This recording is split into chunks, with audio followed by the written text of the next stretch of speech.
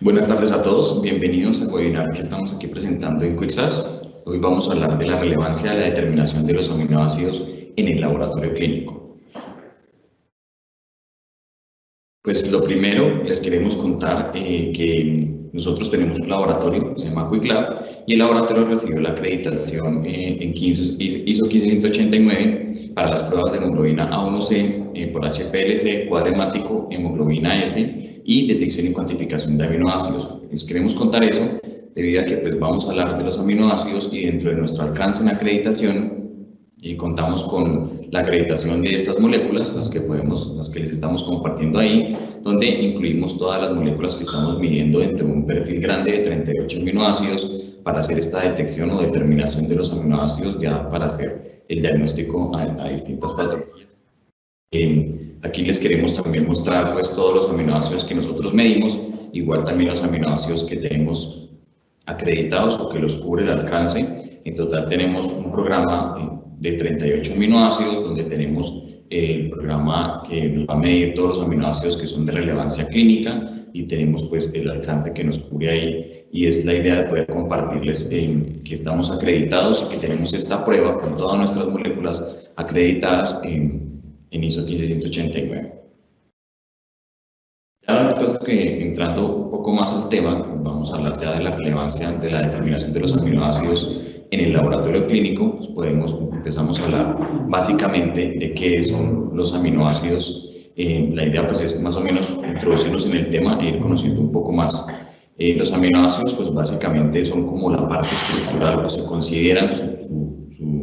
significado más amplio, más general, es que son la parte estructural de las proteínas y esto pues nos va a permitir determinar de ahí viene su relevancia o su importancia clínica, ya que pues hacen parte de muchas proteínas que se incluyen en nuestro material genético y ya más adelante lo vamos a ver. La determinación de esos aminoácidos pues es algo que se considera que pues no es tan fácil hacer esa determinación de aminoácidos, es de resaltar que hacer la medición de esas moléculas no es tan fácil, entonces lo que debemos hacer es que para poder hacer como esa determinación de aminoácidos vamos a intentar es agregar una característica que sea mensurable a estas moléculas basándonos en su estructura, ya sea en características físicas o químicas como tal de los aminoácidos para poder agregarle una característica que permita ser medible, que permita medirse y permita hacer una determinación. Hablando de la parte estructural de los aminoácidos, pues ya lo habíamos dicho, sencillamente los aminoácidos en un concepto muy superficial vienen a ser la parte estructural de las proteínas y esos aminoácidos están compuestos por un grupo carboxilo y un grupo amino. La idea de esto es poder comprender más o menos cómo es que es la estructura general de los aminoácidos, ya que estos van a contar con una estructura de NH2, van a responder a una fórmula química general que es NH2 en CH, que sencillamente pues las moléculas del grupo amino se van a unir a las moléculas del grupo carboxilo y eso es como esa composición general química que nos determinan los aminoácidos. Pero a eso pues van unidos a un átomo y este átomo a su misma vez va unido como a una cadena que se denomina la cadena R. Esta cadena R es la que nos va a hacer la diferenciación entre aminoácidos. Eso quiere decir que los aminoácidos todos van a compartir como esa estructura química donde la diferenciación entre ellos para saber si la molécula es metionina o es leucina o cualquier de las otras moléculas que podemos hacer la detección, pues se basa técnicamente en el grupo o la cadena R. El metabolismo de los aminoácidos, pues sencillamente es como poder decir cómo es que vamos a consumir o cómo se consumen esos aminoácidos. Como habíamos dicho desde el principio, los aminoácidos son esa parte estructural de las proteínas, pero no es la única forma en que los aminoácidos se pueden llegar a consumir. Cuando yo decía que como que el significado de aminoácidos como parte estructural de una proteína es algo muy general. Me refiero a que realmente los aminoácidos no solo van a ser o van a funcionar para complementar o para construir las proteínas, sino tienen otras funciones que también se consideran demasiado importantes vistos desde el punto clínico, desde el punto de vista clínico. Uno de esos, de esas funciones, pues claramente la incorporación a las proteínas, de los aminoácidos a las proteínas. La otra es la conversión a componentes mensajeros como hormonas y neurotransmisores, que pues sencillamente esto lo que nos está diciendo es los aminoácidos, por ejemplo la tirosina, van a ayudar mucho a la parte neuronal e intervienen solitos, sin necesidad de estar unidos a otras proteínas para ser como esos mensajeros para hormonas o ayudantes a algunas hormonas. Y otra forma de metabolizar los aminoácidos viene a ser la oxidación, donde sencillamente los aminoácidos pues se van a, por su proceso de los ácidos tricarboxílicos, se van a oxidar y van a producir o amonio o van a producir ácidos orgánicos que también tienen su relevancia clínica. Siempre pues teniendo en cuenta que la composición de los aminoácidos, la diferenciación viene por su cadena anexa, que es la cadena R. Entonces, para intentar como hablar de la relevancia de poder determinar esos aminoácidos, pues es necesario decir, ya conocemos cómo son los aminoácidos, cómo es su composición química, que la nombramos precisamente para poder decirles cómo es que vamos a determinar esas moléculas, cómo las vamos a medir. Y pues la idea es sencillamente poder decir, ya sabiendo cómo es el aminoácido, vamos a poder decir, lo clasificamos, pero ¿cómo lo medimos? ¿Cómo hacemos esa parte clínica donde hacemos la medición de las moléculas para poder dar un diagnóstico que nos lleve sencillamente a poder tratar a un paciente? Existen, o frente a las alteraciones, que es como esa relevancia que tienen los aminoácidos, sencillamente se han presentado algunas patologías que los agrupamos, que existen varios grupitos ahí como de patologías en las cuales se incluye la determinación de los aminoácidos. Una de esas pues, es las alteraciones del ciclo de Laurea, donde las alteraciones del ciclo de Laurea pues, son todos los aminoácidos que intervienen en este ciclo grande, donde pues, vamos a encontrar algunas patologías como el déficit del N-acetilglutamato sintasa o el déficit del carbamonfilfosfato sintasa y así cualquier otra patología que tenga que ver directamente con el ciclo de Laurea. Otros de los grupos que vamos a encontrar en estas alteraciones del metabolismo, que son consideradas ya las patologías como tal, son otras alteraciones que ya tienen que ver con la medición de un aminoácido o un grupo de aminoácidos más pequeño que no tiene que ver como tal como en un ciclo completo, que sería por ejemplo la hiperfenilalanemia, la tirosinemia, la alcarnoturia, por ejemplo la homocistenuria, y hay otra clase de patologías que van a estar agrupaditas en otro lado, que se consideran las patologías que son las aciduras orgánicas. Estas ya, por ejemplo, ya es la medición de otras moléculas como la enfermedad urina con olor a jarabe de arce o leucocinosis, que esta es muy conocida, la acidura propiónica, acidura metilmalónica, acidura isovalérica, acidura metilmalónica y malónica, pues que esas también va a estar en este grupito de las aciduras orgánicas. Realmente, pues, no es únicamente que los aminoácidos lleguen a hacerse la medición solo para hacer la determinación como de errores o de enfermedades de errores innatos del metabolismo, sino que, la medición de estas moléculas también nos pueden llevar a otros diagnósticos que no son completamente como genéticos o como metabólicos. Dentro de esas, pues, por ejemplo, está la eclampsia, la intolerancia a la fructosa, la cetoacidosis, en el caso en que encontramos los aminoácidos elevados, la insuficiencia renal, y en el caso en que ya empezamos a ver los aminoácidos disminuidos, vamos a encontrar la hiperfunción córtico-suprarrenal, la fiebre, también pues algunos errores del metabolismo, desnutrición, síndrome nefrótico, entre otras. Entonces eso nos quiere decir que como que la medición de los aminoácidos es un amplio espectro que no únicamente nos va a llevar a que, digamos, se van a medir esas moléculas para hacer solo el diagnóstico para enfermedades de errores innatos del metabolismo o para enfermedades genéticas, sino pues claramente para otras enfermedades los podemos usar. Hemos nombrado varias veces pues que entonces la definición como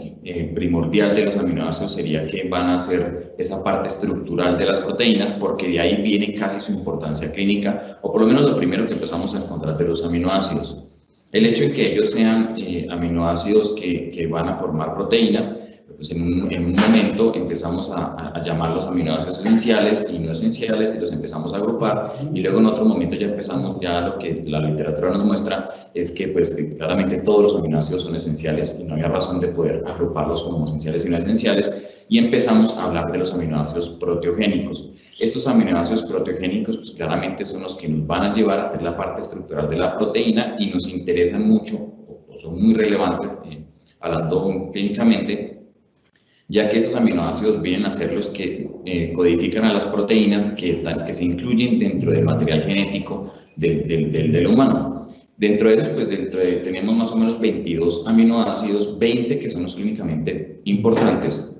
dentro de los cuales está la alanina, glicina, isoleucina, leucina, prolina, valina, fenilalanina, triptófano, tirosina, ácido aspartico, ácido glutámico, arginina, histidina, lisina, serina, treonina, cisteína, metionina, asparagina y glutamina. Y otros dos aminoácidos que también pueden llegar a formar proteínas, pero que se ven en muy pocas especies, que es la pirilosina y la selenocisteína, pues que estos dos no se consideran como tan relevantes. Entonces, si hablamos dentro de un grupo de aminoácidos clínicamente importantes, hablamos más de estos 20 aminoácidos que son los protogénicos y los que van a influir directamente en la formación de las proteínas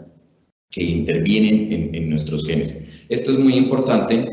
porque esto es lo que nos va a decir directamente, si yo mido estos aminoácidos puedo llevar al diagnóstico de alguna patología, algún error innato del metabolismo, que son las enfermedades que pues claramente son las que generan retardo mental, son las que generan deficiencia muscular, son las que generan de ahí para adelante muchos signos y síntomas propios de la patología. Para poder llegar a hacer la medición de estas moléculas, entonces contamos con dos mecanismos, dentro de los cuales nos basamos en la característica química de la molécula y nos basamos en la característica física de la molécula. La característica química de la molécula es para hacer la determinación de la molécula que estamos intentando medir, y la característica física es para hacer la detección. Dentro de los métodos químicos para hacer la determinación, o sea, los voy a cuantificar, tenemos el método de la anhidrina, que es el que nosotros usamos, la reacción de sangre, reacción de fenilisotiocianato y otras reacciones que básicamente parten del mismo principio. Sencillamente, pues la anhidrina, que vamos a hablar más de la anhidrina, realmente todos van a funcionar lo mismo, lo único es que se van a unir a distintas características químicas del aminoácido. Lo que van a trabajar es en función del grupo amino o del grupo carboxilo que presenten libres los aminoácidos. Lo que hacen sencillamente en el caso concreto de la anhidrina es que se van a unir al grupo amino, y al unirse al grupo amino, esta reacción, también le tengo que someter calor. Al momento en que yo le imprimo calor a la reacción, esta va a hacer esa unión que se denomina dimerización, y esta unión de la anhidrina con el grupo amino me va a generar color, que lo podemos ver aquí. Lo vamos a usar para que se haga la cuantificación, donde esa reacción de la anhidrina con el grupo amino se va a volver de color púrpura o más o menos azul violeta. Esto solo ocurre con los aminoácidos que tengan el grupo amino, y que son la mayoría, técnicamente todos los aminoácidos, y dos aminoácidos que no son considerados aminoácidos, sino son considerados iminoácidos, porque no tienen su grupo amino, sino tienen su grupo imino, que son la hidroxiprolina y la prolina. Por esta razón, al momento en que yo hago la medición, la cuantificación o determinación de los aminoácidos, todos los otros aminoácidos se van a colorear púrpura, y la hidroxiprolina y la prolina no se colorean, sino más van a dar como una tonalidad verde amarillenta casi. Esto quiere decir que la anhidrina, pues la unión de la anhidrina con el grupo amino genera una reacción de color que es directamente proporcional a la cantidad de aminoácido que tengo presente en la muestra, y esto permite pues claramente que pueda hacer una cuantificación exacta de la molécula. Dentro de las técnicas de separación, que es lo que hablábamos, que vamos a tener la característica física que permite hacer como casi mensurable la molécula, pues tenemos las técnicas que se van a basar en esas características físicas, que serían la polaridad, la volatilidad, solubilidad, absorción, carga y tamaño. Dentro de esas técnicas tenemos la cromatografía de absorción, cromatografía de gas líquido, cromatografía líquida de alta precisión, HPLC, que es la que usamos nosotros, cromatografía de intercambio iónico, cromatografía de permeabilidad. Entonces, hablando más, exactamente lo que nosotros vamos a hacer es que vamos a incluir, como todo HPLC, una fase móvil que está dada por los aminoácidos y los eluyentes, y una fase fija o una fase estacionaria que está dada por la columna. Posterior a esas dos fases, que son las de HPLC, vamos a agregar un paso de más y se va a presentar la reacción de la anhidrina en unión con las moléculas, me va a generar la reacción con la temperatura que me genera color y al final lo voy a detectar. Explicándolo un poco más como a fondo, los eluyentes van a ir siempre en función del pH, precisamente porque los aminoácidos van a tener como esa capacidad de ionizarse o esa capacidad de tener esa carga positiva que va a ser más débil, va a ir en función del pH. ¿Esto qué quiere decir? Que cuando yo le imprimo los eluyentes o lo voy inyectando con eluyentes la muestra, los eluyentes van a tener un pH que va de 5 a 7 o de 4 a 8, dependiendo sencillamente del más ácido hacia el más básico, de tal forma que va cambiando el pH de los aminoácidos, de las moléculas, y cuando llegan a un punto máximo positivo, esto se denomina protronación. En ese momento la molécula protrona y se va a alojar en un lugar donde estaba una resina. En la columna, las resinas normalmente de la columna, las columnas van a estar revestidas de una resina que generalmente se usa, es la de litio, cargada con litio positivo, porque estas moléculas son las que se consideran como transportadores ionizales o intercambiadores ionizables. Esto quiere decir que tienen una carga ionizable también débil, y al momento en que la molécula, con ayuda del pH que le estamos inyectando los eluyentes, la molécula protrona, retira la molécula de litio de la pared de la columna, y la molécula que estamos detectando, del aminoácido que sea, se va a alojar en la columna, en ese lugar de la columna. En ese momento va a seguir circulando la muestra y esta molécula se va a retener en esa parte, como lo podemos ver aquí, hace esa unión con esos puentes. Y al momento en que hace esa unión va a seguir circulando la molécula unida a estos puentes, y el tiempo que dure esa molécula retenida es el tiempo que me ayuda a hacer la detección de la molécula. Entonces decimos, por ejemplo, la metionina más o menos dura 14 minutos dentro de la columna retenida. Eso quiere decir que toda molécula que se demore por esa capacidad de protonación o ese intercambio iónico, que se demore 14 minutos, es denominado metionina, y de esta manera es como básicamente funcionan todos los HPLC. Y al final, sencillamente, cuando sale la molécula de la columna, pues le voy a imprimir la característica química que le dé esa forma o esa característica mensurable, y de esta manera pues va a generar color y puedo hacer la cuantificación directamente proporcional a la cantidad de muestra de aminoácidos que yo tenga presente en la muestra. Para esto pues es muy importante todo lo que es la selección y el envío de la muestra, porque basándonos en esto es absolutamente relevante que se tenga en cuenta entonces el tipo de muestra y cómo lo voy a enviar, en pos de poder conservar la cantidad, la mayor cantidad posible de las moléculas que yo quiero hallar o que quiero medir. La correcta, pues como interpretación de los resultados, va a estar determinada de acuerdo a cómo yo envíe la muestra o a cómo yo la tome. Es muy importante ahí tener en cuenta pues que hay distintas muestras: orina, suero, plasma, líquido cefalorraquídeo, y está pues más recomendado que se use la muestra. Por ejemplo, la de plasma es más recomendada para medirla, ya que pues ligeras concentraciones, aumentos o disminución de las moléculas, es más fácil detectarlas en sangre. Aún así, no quiere decir que no vamos a usar otro tipo de muestra. Por ejemplo, la orina, algunas enfermedades se diagnostican con la medición de, por ejemplo, la cistinuria se diagnostica con la medición de la cistina en orina. Y líquido cefalorraquídeo, también se puede hacer la medición de aminoácidos en líquido cefalorraquídeo, pero esto responde más a cuando voy a hacer como que un diagnóstico o una determinación de neurotransmisores o biomoléculas, o cuando quiero llegar a hacer como un seguimiento del daño neuronal que tiene el paciente. Teniendo en cuenta esto, pues hay otros criterios que se deben manejar, por ejemplo, el ayuno. En los pacientes está recomendado siempre para esta clase de muestras tener siempre ayuno, y en el caso de los neonatos, porque se usa mucho en neonatos, que se tome la muestra antes de la última ingesta de alimento. Pues aproximadamente si están comiendo más o menos cada 3 horas, la idea es que se tome la muestra antes de la última ingesta, es decir, más o menos un ayuno como de 3 horas. Las muestras deben tener como un criterio muy amplio de exclusión, donde se tenga en cuenta, por ejemplo, la hemólisis, porque la hemólisis va a permitir que la tirosina aumente, va a permitir que cualquier otra molécula empiece a verse alterada. Por ejemplo, la cisteína rápidamente se consume, muestras que no tienen la conservación de temperatura muy adecuada, lo que es cistina, homocisteína o triptófano, tiene una capacidad muy alta de sulfuración. Esto quiere decir que se unen muy rápido a las proteínas. Entonces, lo recomendado ahí es que la muestra directamente se vaya a desproteinizar. De manera inmediata tomo la muestra, la separo y la desproteinizo, precisamente para que moléculas que tengan esa amplia capacidad de sulfurarse no se me consuman. ¿Cómo vamos a hacer la desproteinización de la muestra?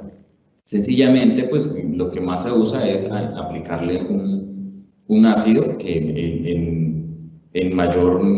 proporción pues se usa el ácido sulfosalicílico. No quiere decir que sea el único para precipitar proteínas, y esto funciona es que sencillamente voy a precipitar las proteínas, las precipito, y la muestra queda técnicamente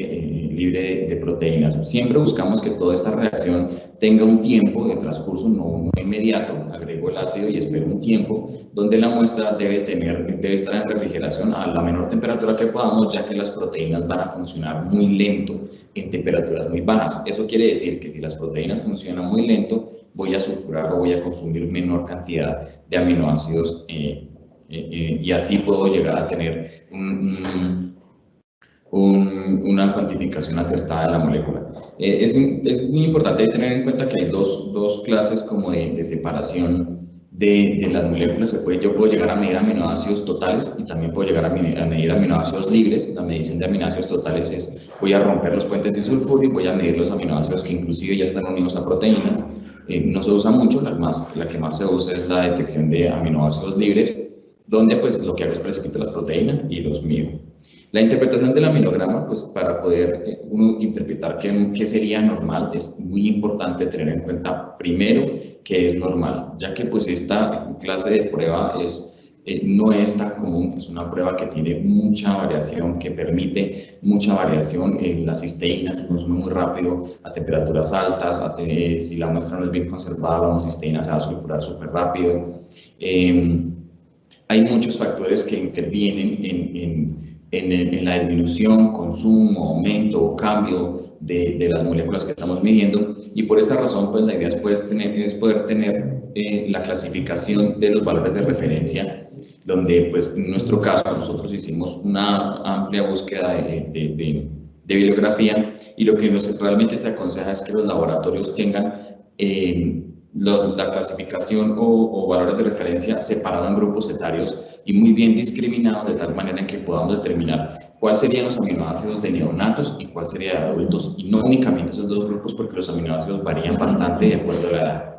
Cuando ya tenemos como controladas las partes donde sabemos que la muestra no llegó molizada, que la muestra llegó bien refrigerada, lo que se considera es que, por ejemplo, si vamos a hacer el transporte de la muestra de manera local en la misma ciudad,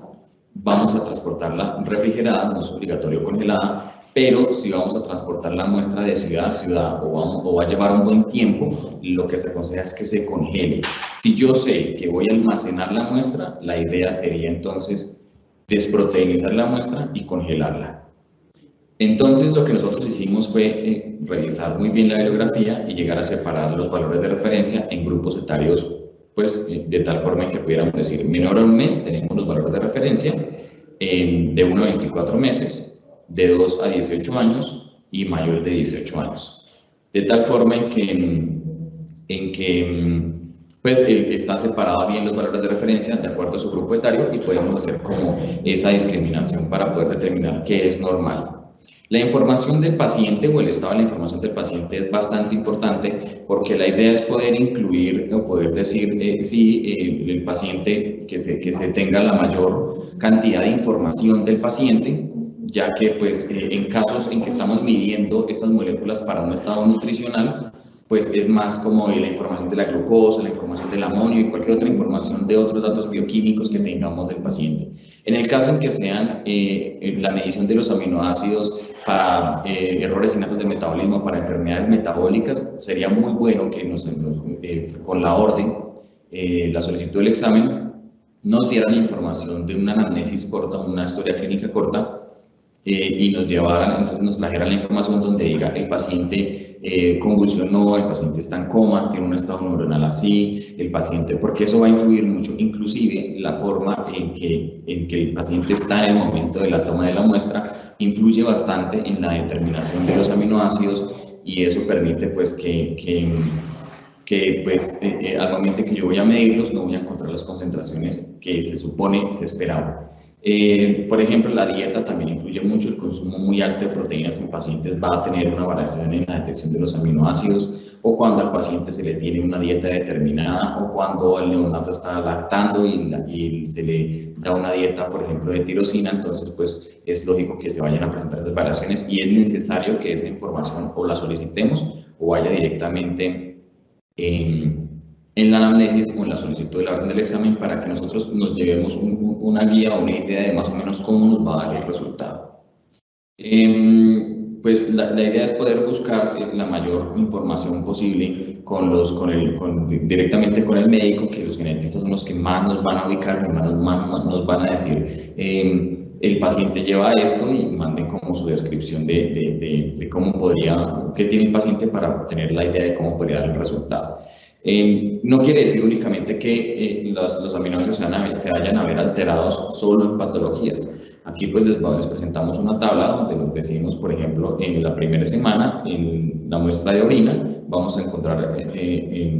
la taurina elevada. En el primer semestre encontramos la hidroxiclorina, la glicina y la prolina elevada, y así. En las muestras de orina, pues es una clasificación más o menos donde decimos no es exactamente una patología, un error innato, o no es obligatoriamente que la medición de los aminoácidos nos vayan a traducir directamente a la patología, sino se puede presentar variaciones de acuerdo a la edad y de acuerdo al tipo de muestra que estemos midiendo, inclusive a los estados como por ejemplo el embarazo. Otra de las cosas que podemos llegar a tener en cuenta sería, por ejemplo, decir en el caso de algunas patologías que encontramos, qué clase o qué tipo de muestra podemos tomar, podemos usar y cómo podríamos esperar el resultado de algunas moléculas, como por ejemplo el ácido asparticos haber aumentado en orina, si estamos hablando de una aminoaciduria dicarboxílica, y así sucesivamente. En la carnosinemia, pues vamos a encontrar la carnosina elevada en orina. En la citrullinemia y deficiencia de piruvato carboxilasa tipo B, vamos a encontrar la citrulina aumentada en la orina y así vamos a tener diferentes patologías que nos van a llevar a determinar que, según la detección de los aminoácidos o de las moléculas, nos pueden llevar directamente a ese diagnóstico o inclusive al seguimiento de ese diagnóstico, porque no únicamente se va a hacer solo para decir el paciente tiene tal enfermedad, sino para el seguimiento de dietas, para el seguimiento nutricional o para el mismo seguimiento de la medicación de los pacientes cuando ya están dentro de una patología. En la interpretación del perfil de los aminoácidos, pues vamos a tener que la participación de los laboratorios para tener una correcta interpretación del perfil de los aminoácidos debe apuntarle mucho a la exactitud de la medición de las moléculas. Esto responde directamente a que, pues, como ya hemos nombrado, las moléculas van a variar mucho, van a variar muchísimo, y la idea es poder tener una certeza o la exactitud de que la medición de las moléculas, ya cuando tenemos controlado todos los otros factores que nos pueden llegar a hacer esa variación o ese consumo de las moléculas, ya entonces debemos decir, si ya controlé la otra parte, la muestra llegó congelada, refrigerada, no viene hemolizada, se separó bien, se desproteinizó dentro del laboratorio, pues claramente debería entonces tener uno en cuenta que debe tener uno, apuntar a la exactitud de la medición de estas moléculas. ¿Cómo lo hacemos? Pues por medio del uso de material de control o por medio de programas de control, donde tenemos pues el control de calidad para la determinación de los aminoácidos, que contamos con nosotros, contamos con el control externo. Realmente el control externo del ERDIM es una organización europea donde nos va a hacer, este es un reporte del ERDIM, donde sencillamente pues nos mandan una muestra ciega, esa muestra la vamos a medir, vamos a cargar los resultados y esos resultados nos los van a comparar con una media de todos los laboratorios. Todos los laboratorios entonces midieron esa molécula y le vamos a sacar una media. Es muy importante esto porque nos van a hacer la comparación con un montón de laboratorios de Europa, un montón de laboratorios de Estados Unidos, y así entonces vamos a poder determinar más o menos cómo es que estamos reportando con ese control externo y esa comparación en cuanto al resto de los laboratorios. Y lo importante aquí también es que nos van a decir su resultado está en qué percentil. Y en pos de los percentiles sencillamente es poder decir su resultado está en el percentil 10, que sería lo óptimo, o en el caso, digamos, más o menos favorable, sería estar en el percentil del 70 al 100, donde nos están diciendo pues el 70% o más del 80% de los laboratorios respondieron de manera un poco más cerca a la media o más acertada, y usted está en el grupo de los 20 o 30% de laboratorios que reportaron mucho más lejos de la media. También tenemos, ese sería como el control que sería óptimo que se pudiera manejar, porque es el control externo. La idea sería que todo laboratorio que mida aminoácidos, que haga determinación de aminoácidos, no solo detección, porque detección algo más cualitativo es un poco más común, también se puede hacer la detección cualitativa de los aminoácidos separaditos, inclusive homocisteína solo, fenilalanina solo, pero esa detección más cualitativa pues va a responder sencillamente a presencia o ausencia, que no nos va a dar como un diagnóstico. Entonces la idea sería poder manejar el control externo siempre, que sería el del ERDIM. Eso es lo único que está como que se presenta, y nosotros manejamos aparte de eso 3 controles más. Vamos a manejar, realmente son 4 controles más. Vamos a manejar el material de control de nivel 1, que no exactamente es un nivel bajo, el de nivel 1 y nivel 2 no exactamente es nivel bajo y nivel alto, sino va a traer distintas concentraciones de las moléculas, donde me va a decir en este material de control hay estas moléculas, y aparte de eso, miren, en estas concentraciones, pues obviamente con un rango de diferencia entre las concentraciones que pueda llegar a encontrar. Entonces, basado en eso, hacemos la medición del material de control nivel 1 y 2 y podemos decir si estamos reportando de acuerdo o nos salió nuestro material de control de acuerdo a lo que se supone venía dentro del material de control y a las concentraciones. Un control que es el de la homocisteína, ya que la homocisteína se sulfura tan rápido, entonces hay que medirla aparte, porque el material de control es muy complejo, que si yo voy a hacer la medición de la metionina, de la isoleucina, de la leucina, si voy a hacer esta medición de estas moléculas, que son mucho más difícil que se sulfuren, pues no voy a encontrar, no va a haber la presencia de la homocisteína, entonces debo tener un material de control que me mida solo la homocisteína. Que viene a ser lo mismo, me dice la homocisteína viene en esta muestra y viene en concentración de tal, y yo la mido. Aparte de eso, manejamos un calibrador o estándar externo, donde nos dicen, este estándar externo tiene estas moléculas, que son las que estamos midiendo, todas las que medimos, tiene todas estas moléculas y las tiene en concentración de. Y eso es muy importante porque cuando yo lo mido, sencillamente lo que hago con ese estándar externo es que voy a hacer la comparación técnicamente del área de la molécula, donde digo, el ácido aspartico, esta área corresponde a 100 nanomol por mililitro, entonces en una muestra ciega que yo mida, por ende, esta área más o menos a cuánto correspondría, y de esa manera como que el calibrador externo nos permite ubicarnos en cuanto a señales y en cuanto a concentraciones. Aparte de eso también vamos a encontrar entonces que tenemos nosotros un control interno, intercorrida, que esto es muy importante, es esta señal aquí verde, donde pues vamos sencillamente a medir una molécula que la vamos a procesar junto con la muestra, y esto es muy importante, y esto da como que una característica diferencial, porque nosotros agregamos una molécula que pues viene en ese grupo, lo que es la isoleucina, leucina, alisoleucina y norleucina, son como casi primos, son familiares, vienen en el mismo grupo de aminoácidos, pero la norleucina no como es muy parecida a las otras moléculas, es fácil mensurarla, es fácil medirla. Entonces, eso me permite que yo agregue una concentración conocida a una molécula, donde me va a arrojar una señal, una marca, y esa señal o marca una concentración esperada. Entonces, yo cojo la molécula, se la agrego a las muestras, no me va a interferir en la medición de ninguna otra molécula, la proceso tal cual se procesa una muestra, la mido, la corro y al final me debe dar un resultado esperado y ahí digo, sí, efectivamente, pues yo hice bien mi separación, hice bien mi desproteinización, hice bien mi precipitación y luego hice bien mi parte analítica, que es la parte ya más cromatográfica para tener la detección.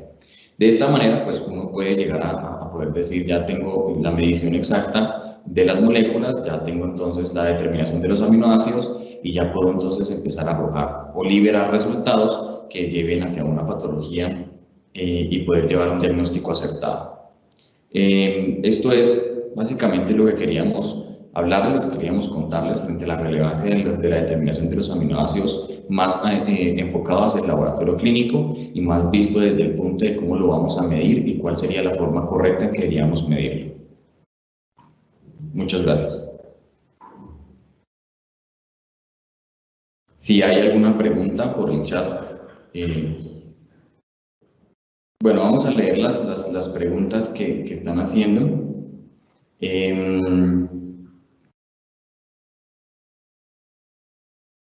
impacto tiene en la medición si la muestra no se congela? Sí, realmente es muy importante tener en cuenta que si la muestra lleva un buen tiempo, en que se la voy a almacenar o lo voy a transportar, pues la idea es que la muestra se congele. ¿Qué impacto tiene exactamente que no congele la muestra? Las temperaturas más o menos elevadas o que no son de congelación permiten que las proteínas estén funcionando mucho. Si la proteína está funcionando mucho, entonces al momento en que la proteína sigue andando, va haciendo que las moléculas se sulfuren. Cuando yo permito que las moléculas se sulfuren, voy a disminuir la concentración de aminoácidos presentes en la muestra y a lo que se hace la detección de la muestra, pues voy a encontrar concentraciones bajas que me pueden llevar a un diagnóstico que no es acertado o a un falso diagnóstico frente a algunas moléculas o inclusive, por ejemplo, a no decir el paciente tiene homocisteinuria o el paciente no tiene leucocitosis porque no encontré la molécula elevada, sino la encontré en valores normales o bajos. Pues vamos a leer otra de las preguntas que nos...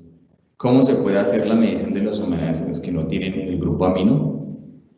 Nos vamos a basar en cualquier otra característica.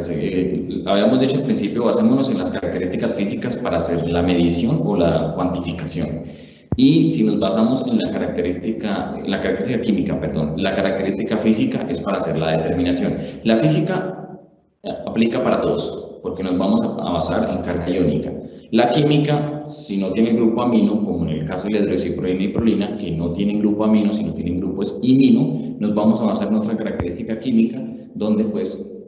se va a unir es el grupo carboxilo, ya que los aminoácidos tienen esta como facilidad en su biomolécula, o tiene el grupo amino libre o tiene el grupo carboxilo libre, entonces como nos vamos a unir a alguno de los dos, o grupo amino o grupo carboxilo, y eso me permite una relación directa, una cuantificación directamente proporcional a la concentración de las moléculas en la muestra. Si existen 20 aminoácidos relevantes, ¿por qué miden 38 de acuerdo al expuesto? Sí, medimos 38 aminoácidos porque los 20 aminoácidos relevantes se consideran relevantes porque son los que nos van a ayudar a hacer la construcción de las proteínas que van dentro del material genético, pero no son los únicos. Hay otros que no intervienen en la formación de proteínas que nos ayudan a material genético, pero sí son bastante importantes porque o son producto de otro y nos van a llevar a una patología. Por ejemplo, metionina en su proceso de degradación o de consumo va a pasar a cistina, a cisteína y homocisteína. En el caso de si yo no midiera la homocisteína en concentraciones muy altas, va a causar daño cardiológico, va a causar daño neuronal y va a causar realmente la patología. Si yo no midiera eso, sino solo midiera la metionina, porque la metionina no se logra degradar completamente hacia homocisteína, pues si solo midiera los 20 aminoácidos que son protogénicos, no tendría en cuenta esos aminoácidos productos que nos van a llevar también al diagnóstico. Son muchos aminoácidos que nos llevan también como neurotransmisores, como coayudantes de hormonas, entonces no es solo para un diagnóstico metabólico, sino la idea es poder dar un perfil mucho más amplio frente a otras enfermedades, entonces por eso medimos muchos más de los 20 aminoácidos protogénicos. En un recién nacido, la medición de aminoácidos, ¿en qué momento se recomienda la toma de la muestra? ¿Antes o después de ingerir alimentación?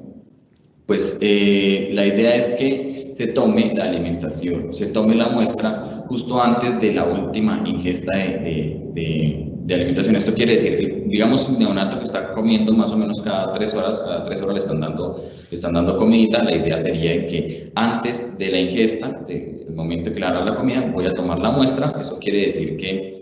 va a tener más o menos un ayuno de 3 horas. Siempre es antes para que intente uno conservar la mayor cantidad de tiempo en ayuno. Obviamente no va a ser un ayuno prolongado porque más o menos es un ayuno de 8 a 12 horas en pacientes que no son neonatos ni en pacientes neonatos antes de la última ingesta de alimento. ¿Qué otras consideraciones para la toma de la muestra que se consideren de relevancia? Que la muestra sea plasma es muy importante, la cantidad de la muestra también es importante, una cantidad de muestra muy pequeña pues no me va a permitir una identificación real o una cuantificación real de las moléculas. Que la muestra esté congelada es básicamente lo fundamental. Si viene de otros lados, si lleva un poquito de tiempo de transporte, pues claramente no es tampoco tan necesario, pero la idea ahí, lo importante es que la muestra sea plasma, que la muestra esté bien separada, que la muestra no esté hemolizada, que venga en plasma de 1 ml en adelante, mínimo 800 microlitros sería lo óptimo porque pues voy a tener esa cantidad para poder medir bien los aminoácidos. Y en el caso de la orina, la idea es que la muestra no venga contaminada con materia fecal. Es bastante importante porque, por ejemplo, las bacterias en materia fecal, al consumir, ellas se van a alimentar de la cisteína y van a excretar hidroxiprolina. Entonces yo voy a tener mediciones bajas de cisteína y mediciones altas de hidroxiprolina. Entonces la idea es que la muestra no venga contaminada, no venga con contaminación bacteriana y en caso de orina venga mínimo 4 ml de muestra para hacer una cuantificación de la muestra que me dé un valor real. Ya no tenemos más preguntas. Muchísimas gracias entonces a todos por haber participado. Nosotros es un placer poder ofrecerles esta clase de espacios académicos. Esperamos les haya servido y esperamos verlos en nuestro próximo webinar.